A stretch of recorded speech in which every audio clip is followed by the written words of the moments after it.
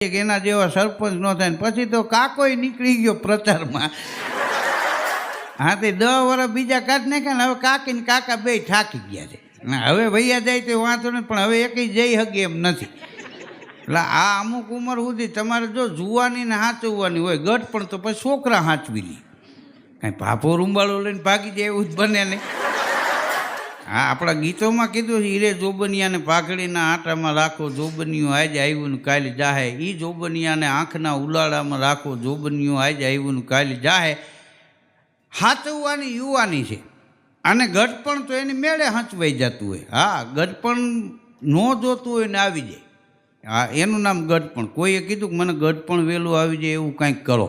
માણસ હાજા થવાની દવા લે છે. કોઈ એમ કીધું કે 1.5 વર્ષથી તાવ નથી આવ્યો, સાહેબ તાવ આવે એવી દવા આપો.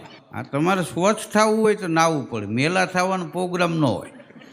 હા, એ તો એની મેળે